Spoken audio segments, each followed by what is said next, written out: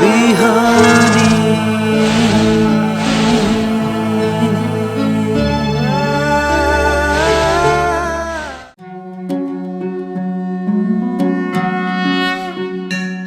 ओम ब्रह्मानंदं परमसुखदं केवलं ज्ञानमूर्तिं द्वन्द्वातीतं गगनसदृशं तत्त्वमस्यादिलक्ष्यम् एकं नित्यं विमलमचलं सर्वधि साक्षिभूतं भावातीतं त्रिगुणरहितं सद्गुरुं तं नमामि। मूकं करोति वाचालं पंगुं लङ्घयते गिरिं यत्कृपातमहं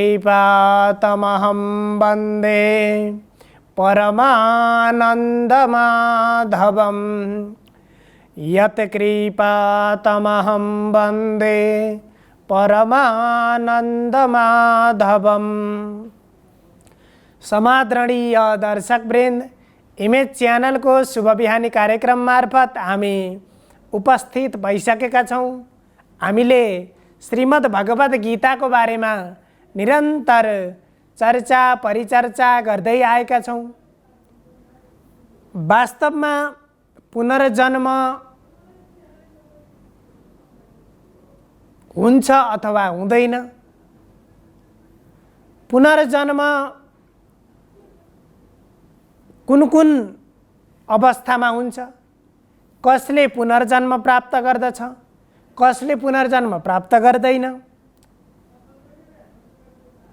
भन्ने बारेमा भगवान श्रीकृष्णले अर्जुनलाई भन्नुभयो। ब्रह्मलोकसम्म जहाँ कालको गणना हुन्छ, जहाँ समयको गणना हुन्छ, त्यस ठाउँसम्म त्यहाँ फेरि जन्मिने र मर्ने यो प्रक्रिया, जन्म र मृत्युको प्रक्रिया निरन्तर भइरहन्छ।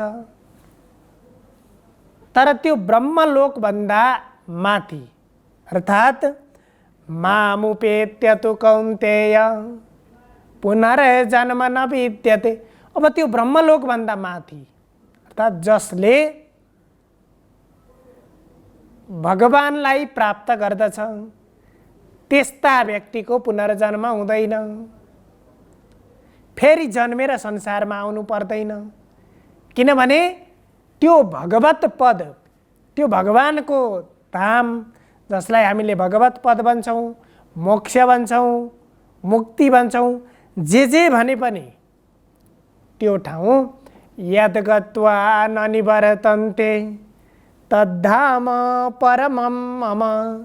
जहाँ गएर कोही पनि फर्केर आउँदैनन् त्यस्तो ठाउँलाई मेरो धाम भनेर भनिन्छ। भगवान कृष्णले आफै भन्नुभयो।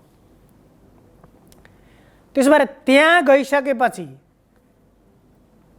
फेरि जन्मिनु पर्दैन, फेरि मर्नु पर्दैन। जन्म मृत्यु जरा व्याधिबाट पूर्णतया मुक्त हुन सकिन्छ। अब जन्म मृत्यु जरा व्याधिबाट मुक्त भइसकेपछि सांसारिक दुःखबाट अलग रहन सकिन्छ। त्यही अवस्थाको प्राप्तिलाई यहाँ मोक्ष भनिन्छ, जहाँ कालको गणना हुँदैन। तर ब्रह्मलोकसम्म कालको गणना हुन्छ, समयको गणना हुन्छ। त्यसैले यहाँ भगवान कृष्णले भन्नुभयो समयको गणना कसरी हुन्छ भन्दा सहस्रयुग पर्यन्त महर्यद ब्रह्मणो विदुः रात्रिं युग सहस्रान्तां तेहोरात्रविदो जना। अहोरात्र भनिन्छ, जसलाई दिन र रात सहस्र युग पर्यन्तम। ब्रह्माजीको जो एक दिन हो त्यसलाई 1004 युग अथवा युग 4वटा हुन्छन्। पहिला यो जान्नुपर्छ, सत्य, त्रेता, द्वापर, कली। यहाँ भगवान श्रीकृष्णले भन्नुभएको छ, गीताको उपदेश गर्दाखेरि अर्जुनलाई मैले तिमीलाई केवल ज्ञानको मात्रै उपदेश गरेको छैन, मैले तिमीलाई केवल भक्तिको मात्रै उपदेश गरेको छैन, मैले तिमीलाई विज्ञानको पनि, विज्ञानले सहित भएको ज्ञानको उपदेश गरेको छु। र यो गीताको उपदेश गरिसकेपछि अथवा यहाँ मैले बताइसकेपछि त्यस्तो मैले महत्त्वपूर्ण कुरा बताउँदैछु, यो संसारमा जान्नको लागि बाँकी अर्को कुनै पनि चिज हुने छैन। त्यस्तो महत्त्वपूर्ण ज्ञान जहाँ सम्पूर्ण ज्ञान विज्ञानका यावत संसारका विषयहरू समाविष्ट छन्, त्यसैलाई यहाँ भनियो। त्यसो भएर समयको कुरा, समयको विज्ञान, काल विज्ञान, जसलाई सत्य, त्रेता, द्वापर, कली चारवटा युग हुन्छन्, जसमा सत्ययुग 32,000 वर्ष, त्यसको डबल त्रेतायुग 64,000, त्यसको डबल द्वापर युग, त्यसको डबल सत्ययुग, सबैभन्दा कम कलियुग, सबैभन्दा बढी सत्ययुगको अवधि हुन्छ। र त्यसरी सहस्र युग पर्यन्त महर यद ब्रह्मणो विदुः। अब ब्रह्माको जो एक दिन हो उसको 1000 चतुर्युगको अवधि ब्रह्माजीको एक दिन भनेको 1000वटा 4 युगको अवधि। त्यस्तै रात्रिम युग सहस्रान्ताम, रात्रिलाई पनि 1004 युगको समय भनेर रात्रिम युग सहस्रान्ताम तेहो रात्रविदो जना। अब जो योगीजनहरूले कालको तत्त्वलाई जानेका हुन्छन् तिनले के बुझ्नुपर्छ, सत्य, त्रेता, द्वापर, कली 4 युग, यी 4 युगको 1000 वर्ष भइसकेपछि ब्रह्माका एक दिन,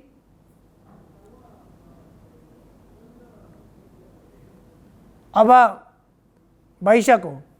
त्यति भइसकेपछि यो कालको तत्त्वलाई बुझ्ने मानिसहरूले नै पुनर्जन्म र जीवनको गति बुझ्न सक्दछन्, त्यो सहज हुन्छ।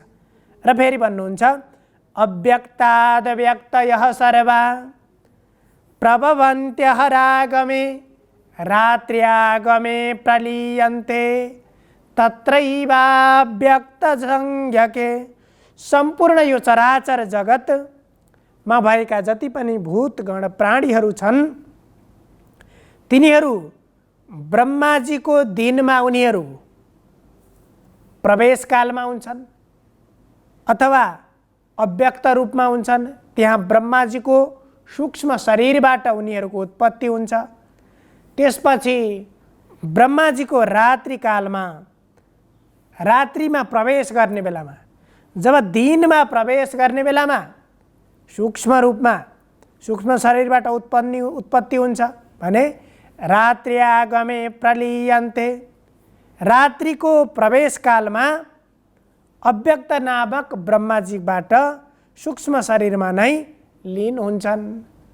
अब संसारमा भएका जति पनि प्राणीहरू कहाँ जान्छन्, यिनीहरूको प्रलयमा लोप कसरी हुन्छ भन्दाखेरि अव्यक्ताद व्यक्तयः सर्वा, सम्पूर्ण चराचर जगतमा देखिएका व्यक्त प्राणीहरू दिनको प्रवेशकालमा, ब्रह्माजीको दिनको प्रवेशकालमा उनीहरू अव्यक्त शरीरबाट, अव्यक्त ब्रह्माजीको सूक्ष्म शरीरबाट उत्पत्ति हुन्छन् र फेरि रात्रिकालमा प्रवेश गर्ने बेलामा त्यही अव्यक्त ब्रह्माजीको सूक्ष्म शरीरमा नै यी सम्पूर्ण प्राणीहरू लीन हुन्छन्।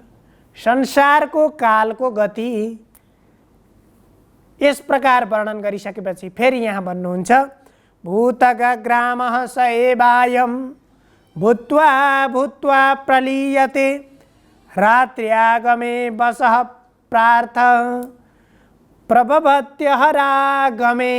अब हे पार्थ, हे अर्जुन, सम्पूर्ण प्राणीहरू यो संसारमा उत्पत्ति भइसकेपछि ती प्राणीहरू प्रकृतिका वशमा हुन्छन्। प्रकृतिका गुणले ती प्राणीलाई प्रभावित गर्छन्, आफ्नो गुण अनुरूपको बनाउँछन् र भूतग्रामः स एवायं भूत्वा भूत्वा प्रलीयते, फेरि जन्मदै मर्दै प्रत्येक प्राणीहरूको गति त्यही हुन्छ। र रात्रिको प्रवेशकालमा जब ब्रह्माजीको रात्रिको प्रवेशकाल हुन्छ त्यति बेला सूक्ष्म शरीरमा लीन हुन्छन्। रात्रि आगमे वसः प्रार्थ प्रभवन्त्यहरागमे। अब फेरि त्यही ब्रह्माजीको दिनको प्रवेशकालमा ती प्राणीहरू फेरि उत्पत्ति हुन्छन्। यसरी यो कालको चक्र, समयको चक्र निरन्तर अगाडि बढिराखेको हुन्छ। त्यसरी अगाडि बढ्दै गइसकेपछि परस्तस्मात् तु भावोऽन्यो व्यक्तो व्यक्तात् सनातनः यः स सर्वेषु भूतेषु नश्यत्सु न विनश्यति। अब त्यसपछि त्यो अव्यक्तबाट पनि धेरै टाढा, परस्तस्मात् तु भावोऽन्यो, त्यो अव्यक्तभन्दा धेरै टाढा अर्को व्यक्त, अर्थात् विलक्षण अन्यो व्यक्तो, जो अन्य अर्को सनातन अव्यक्त भाव छ, त्यो अव्यक्त ब्रह्माजीबाट पनि धेरै पर अर्को अव्यक्त छ। यह सर्वेषु भूतेषु, अब त्यही अव्यक्त परम दिव्य पुरुषले नै सम्पूर्ण प्राणीहरूको नष्ट गर्दछ र प्राणीहरू भइसकेपछि फेरि तिनको नष्ट पनि हुँदैन। अब त्यसरी यो संसारको चक्र, संसारको कालको गतिमा निरन्तर संसार गतिशील छ। हामीले बुझ्नुपर्छ संसार शब्दको अर्थबाटै संसारको धर्मलाई बुझ्न सकिन्छ, सृष्टिको धर्मलाई बुझ्न सकिन्छ कि संसरति गच्छति ति वा संसारः भनिन्छ। जो निरन्तर हिँडिरहन्छ, गतिशील छ, त्यसको नाम संसार हो। यहाँ प्रत्येक क्षण क्षणमा परिवर्तन भइराखेको छ। प्रथम क्षण नाश भयो, फेरि दोस्रो क्षण सुरु भयो, फेरि त्यो दोस्रो क्षण नाश भयो। यसरी गर्दै जाँदा प्रत्येक क्षणमा जो निरन्तर हिँडिराखेको छ, गतिशील छ, जो परिवर्तनशील छ, त्यसको नाम संसार हो। त्यसो भएर पुनर्जन्म भनेको पनि एउटा अवस्थाबाट, एउटा शरीरबाट अर्को शरीर धारण गर्नु, एउटा जीव फेरि अर्को जीवको रूपमा उत्पत्ति हुनु, उत्पन्न हुनु, यो समग्र गतिलाई एउटा संसार एउटा कालको आधारमा, कालको गतिमा अडेको छ र त्यो कालको प्रत्येक क्षण परिवर्तनशील छ।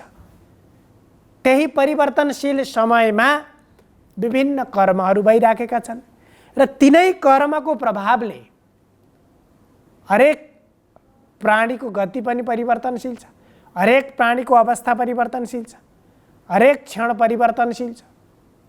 र यो काल तत्त्वलाई जब हामीले सही रूपमा बुझ्न सक्छौँ, त्यो ब्रह्मलोकसम्म मात्रै यो कालको गणना हुन्छ। तर त्यो भगवत धाम ब्रह्मलोकभन्दा माथि, जहाँ भगवानको अवस्था त्यो भगवत स्वरूपलाई प्राप्त गर्न सकिन्छ त्यहाँ कालको गणना हुँदैन। जहाँ कालको गणना हुँदैन त्यहाँ पुनर्जन्म हुँदैन। जहाँ कालको गणना हुन्छ त्यहाँ पुनर्जन्म हुन्छ। त्यसो भएर पूर्वजन्म पुनर्जन्मलाई बुझ्नको लागि हामीले सबैभन्दा पहिला यो कालको तत्त्वलाई, काल तत्त्वलाई, समय तत्त्वलाई हामीलाई प्रत्येक क्षणमा यो समयले हिँडाइराखेको छ। हामी समयकै यात्रामा, यद्यपि भनिन्छ कालो न यातो वयमेव याता, हामीले भन्छौँ समय गइसक्यो, यति समय बितिसक्यो, त्यो हिसाब गर्छौँ। तर शरीरलाई हेर्ने हो भने कालो न यातो, समय गएको छैन। समय त आफ्नो गतिमा छ, तर वयमेव याता, हामी गएका छौँ। जति समय प्रत्येक क्षणमा हामी अगाडि बढिराखेका छौँ र त्यो हाम्रो जुन बितेको क्षण छ त्यो क्षण पनि फर्केर आउँदैन। त्यसैलाई त्यसो भएर कर्म गर्दाखेरि समयको महत्त्वलाई हामीले त्यसरी पनि बोध गर्नुपर्छ, त्यसको तत्त्वलाई। र यो मानव जीवन प्राप्त गरिसकेपछि हामीले कालको तत्त्वलाई बोध गरेर पूर्वजन्म के हो, पुनर्जन्म के हो, कस्ता कर्म गरिसकेपछि पूर्वजन्म हुन्छ, पुनर्जन्म हुन्छ, कस्ता कर्म गरिसकेपछि पुनर्जन्म हुँदैन भन्दा यदि त्यो भगवानको धामलाई, भगवानको स्वरूपलाई प्राप्त गर्न सकियो, आफूभित्र भएको जीवात्मालाई परमात्मामा समाहित गर्न सकियो, पुनर्जन्मबाट मुक्त भइयो।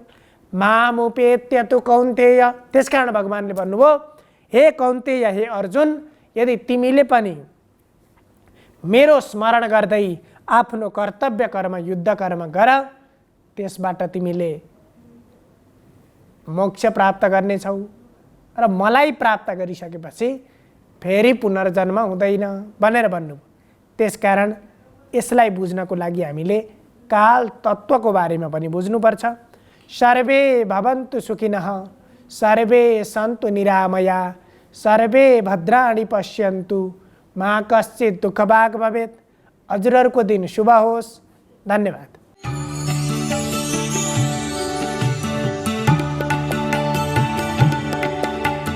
नमस्कार, तपाईको आजमा स्वागत छ। म ज्योतिषाचार्य नारायण प्रसाद भण्डारी सधैँझै दैनिक पञ्चाङ्ग र राशिफलको साथमा उपस्थित भइसकेको छु।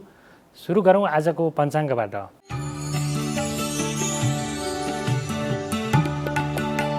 आज विक्रम सम्वत 2079 भाद्र 20 गते सोमबार, ईस्वी सम्वत 2022 सेप्टेम्बर 5 तारिक, नेपाल सम्वत 1142, नल नामक संवत्सर, सूर्य दक्षिणायन, वर्षा ऋतु, भाद्र शुक्ल पक्ष दशमी तिथि, मूल नक्षत्र प्रीति योग बिहान 10:45 रहनेछ। तदुपरान्त आयुष्मान योग सुरु हुनेछ। तैतिल करण आनन्दादि योगमा लुम्ब योग रहेको छ। आज चन्द्रमा धनु राशिमा भ्रमण गर्नेछन्। आज बिहान 7:30 बजेदेखि 9 बजेसम्म राहुकाल रहने भएकाले त्यस अवधिमा सम्भव भएसम्म कुनै पनि शुभ कार्यको थालनी नगर्नुहोला। आज मानव बेचबिखन विरुद्धको राष्ट्रिय दिवस पनि रहेको छ। काठमाडौँमा सूर्योदय बिहान 5:45 भयो भने सूर्यास्त साँझ 6:19 हुनेछ। अब लागौँ 12वटा राशिहरूमा ग्रहहरूको प्रभाव आजको दिनमा के कस्तो रहनेछ भन्नेतर्फ। मेष राशि। मेष राशि हुनेहरूका लागि आजको दिन मध्यम खालको रहेको देखिन्छ। आजको दिनमा बढी मेहनत गरेर मात्र सफलता प्राप्त गर्न सकिने, आफ्ना काम इष्ट कार्यहरूमा सिद्धि प्राप्त गर्न सकिने योग रहेको देखिन्छ। आम्दानीको अवस्था मध्यम खालको रहनेछ। आर्थिक अभावको कारणले गर्दाखेरि महत्त्वपूर्ण काममा समस्या हुन सक्छ अथवा त्यो काम पुरा गर्नको लागि आर्थिक कारणले गर्दाखेरि पुरा हुन नसक्ने अवस्था पनि देखिन्छ। त्यसैगरी आजको दिनमा प्रेम जीवनमा केही उतार चढाव देखा पर्नेछन्। तथापि दाम्पत्य जीवनमा भने समग्रमा आजको दिनमा सम्बन्धमा सुमधुरता उत्पन्न हुने योग रहेको देखिन्छ अथवा बिग्रिएका सम्बन्धहरू पनि देखिएको मनमुटाव पनि केही कमी भएर जाने योग रहेको छ। वृष राशि। वृष राशि हुनेहरूका लागि आजको दिन केही चुनौतीपूर्ण रहेको देखिन्छ। आजको दिनमा आँटे ताकेका काममा केही विघ्न बाधाहरू उत्पन्न हुने, शत्रुहरूको कारणले गर्दाखेरि अथवा आफ्ना खुट्टा तान्नेहरूको कारणले गर्दाखेरि पुरा हुने लागेको काममा पनि सफलता प्राप्त गर्न नसकिने अवस्था रहेको देखिन्छ। त्यसै गरी आजको दिनमा आम्दानीको अवस्थामा गिरावट आउनेछ। व्यापार व्यवसायमा कारोबारको कमी हुने योग रहेको देखिन्छ भने कार्यक्षेत्रमा सहकर्मीहरूसँग विवाद उत्पन्न हुने योग आजको दिनमा रहेको छ। मिथुन राशि मिथुन राशि हुनेहरूका लागि आजको दिन अनुकूल रहेको देखिन्छ। आजको दिनमा साझेदारीमूलक व्यवसायहरूबाट मनज्ञ रूपमा आर्थिक लाभ प्राप्त गर्न सकिने योग रहेको देखिन्छ। कृषि तथा पशुजन्य व्यापारबाट सोचे जस्तै आम्दानी प्राप्त गर्न सकिने योग रहेको देखिन्छ भने बलिको सकारात्मक प्रभाव बढेर जानेछ र बिग्रिएका सम्बन्धहरू पनि सुमधुर बन्नेछन्। त्यसै गरी आजको दिनमा मान सम्मान प्राप्त गर्न सकिने अथवा आफ्ना कामको प्रशंसा हुने, तारिफ हुने अथवा कुनै महत्त्वपूर्ण अवसरले ढोका घचघच्याउने अवस्था पनि रहने योग रहेको छ। कर्कट राशि कर्कट राशि हुनेहरूका लागि आजको दिन अनुकूल रहेको देखिन्छ। शत्रु अथवा तपाईँका खुट्टा तान्नेहरू आफै पराजित हुनेछन्, आफै हताश भएर जानेछन्। त्यसै गरी आजको दिनमा शरीरमा पनि स्वस्थताको महसुस हुनेछ, काम गर्ने जाँगर जोसमा वृद्धि हुनेछ। त्यसै गरी मनमा पनि सकारात्मक कुराहरू उदय हुनेछन्। अध्ययन अध्यापन तथा बौद्धिक क्षेत्रबाट पनि सफलता प्राप्त गर्न सकिने योग रहेको देखिन्छ भने रोमाञ्चक यात्राको योग पनि आजको दिनमा रहेको छ। सिंह राशि सिंह राशि हुनेहरूका लागि आजको दिन केही चुनौतीपूर्ण रहेको देखिन्छ। राम्रा नराम्रा दुवै खालका समाचारहरू सुन्नुपर्ने अवस्था रहनेछ। निर्णय क्षमतामा कमी आउनेछ। के गरौँ के नगरौँ भन्ने दोलायमान अवस्थामा मन पुग्नेछ। त्यसै गरी आजको दिनमा आम्दानीको अवस्थामा पनि केही कमी महसुस हुनेछ। हात लाग्ने लागेको अवसर आफ्नो कमजोरी अथवा आफ्नो लापरवाहीको कारणले गर्दाखेरि गुम्ने डर हुने योग पनि आजको दिनमा रहेको देखिन्छ। कन्या राशि कन्या राशि हुनेहरूका लागि आजको दिनमा धनमाल चोरी हुन सक्ने अथवा सवारी साधनमा क्षति पुग्न सक्ने योग रहेको देखिन्छ। त्यसै गरी कसैबाट अपमानित हुनुपर्ने, शुभचिन्तक अथवा आफ्ना आफन्तहरूबाट अथवा विश्वास गरिएका व्यक्तिहरूबाट विश्वासघातको अवस्था सिर्जना हुने। त्यसै गरी पारिवारिक कलह अथवा झैझगडाहरू उत्पन्न हुने, आर्थिक समस्याले सताउने, खर्चमा बढोत्तरी हुने अथवा अनावश्यक क्षेत्रमा खर्च हुने। त्यसै गरी रोग ऋणमा पनि वृद्धि हुने योग आजको दिनमा रहेको हुनाले गर्दाखेरि आजको दिनमा संयमित भएर अगाडि बढ्नुपर्ने अवस्था रहेको छ। तुला राशि तुला राशि हुनेहरूका लागि आजको दिन अनुकूल रहेको देखिन्छ। आजको दिनमा गरिएका कामले सार्थक परिणाम देखाउनेछन्। अध्ययन अध्यापनमा गरिएको लगानी उपलब्धिमूलक बन्नेछ। त्यसै गरी आजको दिनमा बौद्धिक क्षमताको प्रदर्शनबाट अरूलाई प्रभावमा पार्न सकिने योग पनि रहेको देखिन्छ भने भाग्यबलको अत्यन्तै सकारात्मक प्रभावको कारणले गर्दाखेरि सानो मेहनतमै महत्त्वपूर्ण उपलब्धि हासिल गर्न सकिने अथवा कुनै महत्त्वपूर्ण अवसरले घचघचाउने अवस्था पनि रहनेछ। त्यसै गरी आजको दिनमा पति पत्नीसँगको सहकार्यबाट कुनै महत्त्वपूर्ण कामको सुरुवात पनि हुन सक्ने योग रहेको देखिन्छ भने शुभ खालका समाचारहरूबाट मन अत्यन्तै प्रफुल्लित हुनेछ, आह्लादित हुनेछ। वृश्चिक राशि हुनेहरूका लागि आजको दिन चुनौतीपूर्ण रहेको देखिन्छ। आजको दिनमा बोलीको कारणले गर्दाखेरि विवादमा पर्न सकिने अथवा बेकारका बहसहरू विवादहरूमा संलग्न हुनुपर्ने अवस्था रहनेछ। त्यसै गरी आजको दिनमा स्वास्थ्य अवस्था पनि प्रतिकूल रहने हुनाले आफ्ना महत्त्वपूर्ण काममा बाधा पुग्नेछ, अप्ठ्यारो सिर्जना हुनेछ। त्यसै गरी आजको दिनमा साथी सहकर्मीहरू अथवा मित्रजनहरूसँग पनि विवाद हुने, आत्मीयजनसँग पनि सम्बन्ध चिसिने अवस्था रहनेछ। त्यसै गरी आजको दिनमा बौद्धिक क्षमतामा ह्रास आउने, अध्ययन अध्यापनमा गरिएको लगानी निरर्थक हुने योग पनि आजको दिनमा रहेको छ भने आम्दानीको अवस्था पनि अत्यन्तै प्रतिकूल रहनेछ। कुनै महत्त्वपूर्ण कारोबार अथवा लगानी आजको दिनमा गर्ने सोचमा हुनुहुन्छ भने सकेसम्म त्यसलाई आजको दिनमा रोक्नु उचित हुने देखिन्छ। धनु राशि हुनेहरूका लागि आजको दिन अनुकूल रहेको देखिन्छ। आजको दिनमा शरीरमा स्फूर्ति, मनमा उमङ्ग उत्पन्न हुनेछ। त्यसै गरी गरिएका कामहरूले सार्थक परिणाम देखाउनेछन्। पति पत्नीसँग अथवा दाम्पत्य जीवनमा देखिएको खटपट पनि साम्य भएर जानेछ। त्यसै गरी मित्रजनहरूको सहयोगको कारणले गर्दाखेरि कुनै महत्त्वपूर्ण कामको सम्पादन हुनेछ अथवा लामो समयदेखि रोकिएका कामहरू पनि सजिलैसँग सुचारू हुनेछन्। त्यसै गरी आजको दिनमा नयाँ क्षेत्रमा लगानी गर्न सक्ने योग पनि रहेको देखिन्छ। त्यसै गरी सरकारी काम प्रशासनिक काममा पनि आजको दिनमा पुरा हुन सक्ने योग रहेको देखिन्छ। मकर राशि। मकर राशि हुनेहरूका लागि आजको दिन चुनौतीपूर्ण रहेको देखिन्छ। आजको दिनमा विभिन्न खालका मुद्दा मामिला झैझगडाहरूमा संलग्न हुनुपर्ने अवस्था रहनेछ। त्यसै गरी आजको दिनमा खर्चमा बढोत्तरी हुनेछ अथवा अनुत्पादकमूलक क्षेत्रमा खर्चमा वृद्धि हुनेछ। कसैबाट अपमानित हुनुपर्ने, आत्मीयजनबाट विश्वासघात हुनुपर्ने अवस्था पनि रहनेछ। त्यसै गरी आजको दिनमा गृहस्थी जीवनमा रहनेहरूका लागि सन्तान पक्षबाट अत्यन्तै असन्तुष्ट उत्पन्न हुने, उनीहरूका क्रियाकलापले मनमा खिन्नता उत्पन्न गराउन सक्ने सम्भावना पनि रहेको देखिन्छ। त्यसै गरी खानपान जीवनशैलीलाई सुधार गरेर अगाडि बढ्नुहोला। स्वास्थ्य अवस्थाले केही धोका दिन सक्छ अथवा स्वास्थ्यमा समस्याहरू सिर्जना हुन सक्छन्।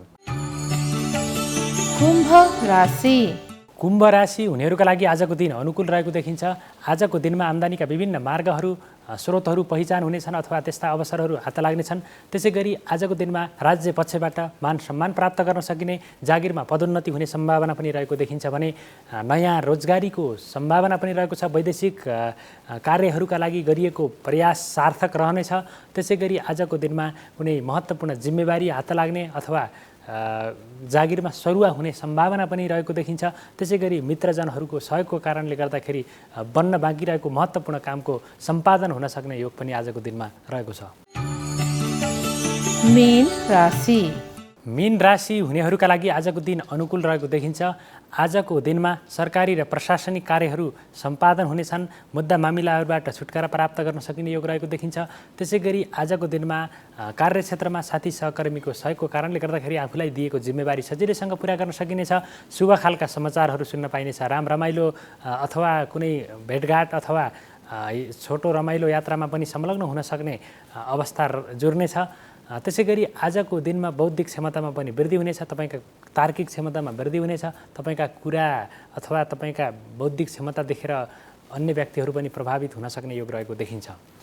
यो त थियो तपाईँको आज अन्तर्गत रहेर 12वटा राशिहरूमा ग्रहहरूको प्रभाव आजको दिनमा के कस्तो रहनेछ भन्ने बारेमा संक्षिप्त रूपमा त्यसको जानकारी प्रस्तुत गऱ्यौँ र राशिफलमा बताइएको जुन फल छ त्यो प्राप्त गर्नको लागि हाम्रा कर्महरू पनि उत्तिकै जिम्मेवार रहन्छन्। हाम्रा क्रियाकलापले पनि त्यसलाई प्रभाव पारेको हुन्छ। त्यस कारणले गर्दाखेरि सकारात्मक कर्म, शुभ कर्म अथवा सकारात्मक सोचका साथ हामी निरन्तर आफ्नो काममा लगनशील भएर अगाडि बढ्यौँ भने पक्कै पनि ग्रहजन्य दुष्प्रभावलाई पनि केही न्यूनीकरण गरेर शुभ फलमा अझ वृद्धि बनाउन पनि सकिन्छ। त्यस कारणले गर्दाखेरि कर्मप्रति कटिबद्ध र प्रतिबद्ध भएर अगाडि बढ्ने बानी बसाल्नुहोला। यति भन्दै तपाईँहरूको सबैको दिन मङ्गलमय रहोस्। म पनि बिदा हुन्छु। नमस्कार।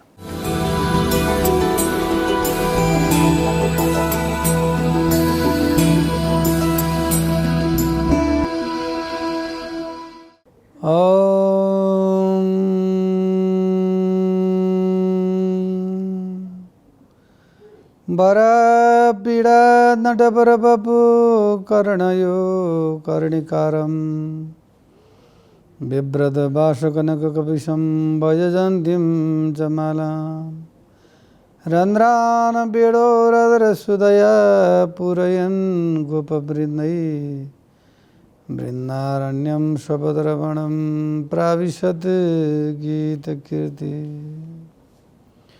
नमस्कार, यहाँहरूलाई स्वागत छ सत्सङ्गत कार्यक्रममा। आदरणीय सज्जन भक्तवृन्द, आजको विषय प्रसङ्ग लिएर उपस्थित भएको छु। सत्सङ्गतमा गुरुको के भूमिका छ? यो विश्व ब्रह्माण्ड भवाट तर्नको लागि गुरु बिना केही पनि हुन सक्दैन। गुरु भनेको भवरूपी नाउ भइबक्सिनुहुन्छ। त्यो भवरूपी नाउमा जो सर्वशक्तिमान व्यक्ति छ उसले मात्रै त्यो संसारलाई पार तराउन सक्ने शक्ति उहाँमा हुन्छ। सर्वप्रथम त गुरु नै यस्तो प्रकारको हुनु पर्यो कि यो विश्व ब्रह्माण्ड भवाटमा खुदै आफू तर्न सक्ने हुनुपर्दछ। जसले नदी तर्न सक्दैन, जसले पौड्न जान्दैन भनेदेखि त्यो व्यक्तिले अरूलाई तार्न सक्दैन। त्यस कारणले गुरु गोविन्द दोउ खडे काके लागे पाम, बलिहारी अपने गुरु गोविन्द सो मिला। गुरुजी खडा हुनुहुन्छ, गोविन्द भनेको भगवान खडा हुनुहुन्छ भनेदेखि पहिलो दर्शन, पहिलो अभिवादन, पहिलो ढोग चाहिँ नि गुरुलाई गर्नु पर्यो। किन गुरुद्वारा नै गोविन्दको प्राप्ति भएका कारणले गुरुको त्यत्रो महत्त्व सत्सङ्गमा बताइएको छ। गुरुको यहाँसम्मको व्यापकता छ।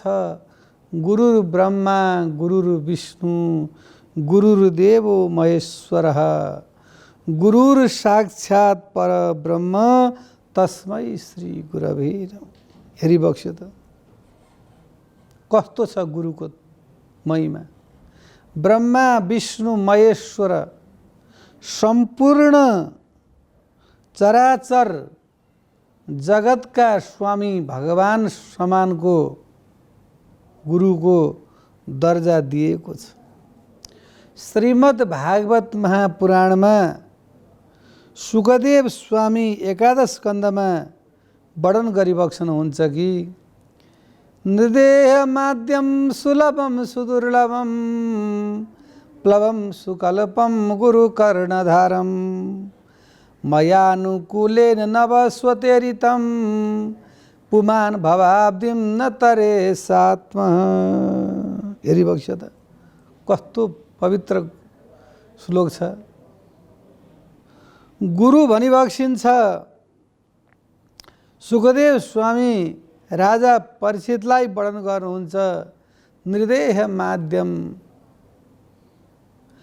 जसरी एउटा समुद्रमाथि, एउटा नदीमाथि, एउटा तलाउमाथि नौका जलमाथि हिँडिरहेको छ, त्यस्तै प्रकारले गुरुले पनि त्यो चेलोलाई त्यसै गरी भवाट पार गराउनुहुन्छ। त्यस्तो शक्ति, त्यस्तो पावर भनेको चाहिँ नि गुरुसँग हुन्छ। आज म कृष्णचन्द्र प्रभु परमात्मा भएर, आज दानविहारी सुरत बिहारी रास रासेश्वर गोवर्धनधारी परमात्माको रूप भएर पनि आज मैले यो श्लोकमा वर्णन गरेको छु कि गुरु बिना ज्ञान हुन सक्दैन। आज म पनि गुरु मान्नको लागि क्षिप्रा नदीको तटमा मध्य प्रदेशमा उज्जैनमा गएर सान्दीपनी नाम गरेका गुरुका घरमा मैले सुदामाका साथमा बसेर विद्या अध्ययन गरेको थिएँ। तिनै गुरुका प्रतापले आज म चराचर जगतको मालिक बन्ने मलाई चाहिँ शक्ति प्राप्त भयो। त्यस कारणले जसले गुरु बनाएको छैन,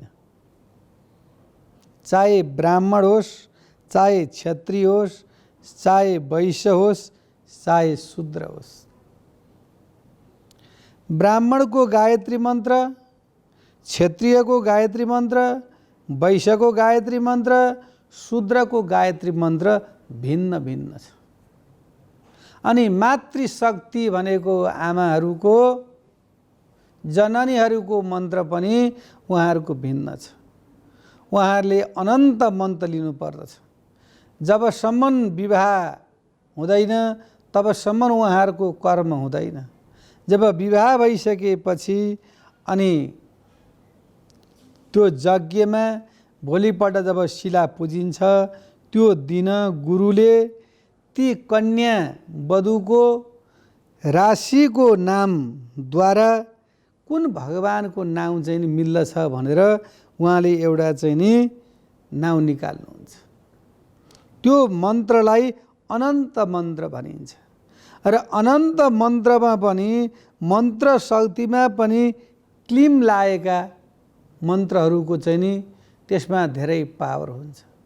जसरी कुनै विषयमा लेख्दाखेरि चाहिँ नि माथि माथि हल्का कमा दिएको हुन्छ नि, त्यो विषय भनेको विशेष फोकस गरिएको हो। त्यस्तो भनेको अगाडि पनि ओम क्लिम, पछाडि मन्त्र सकेपछि पनि ओम क्लिम भन्ने त्यस्तो मन्त्र चाहिँ नि अनन्त मन्त्र चाहिँ नि आमा यानि मातृशक्तिहरूको हुन्छ।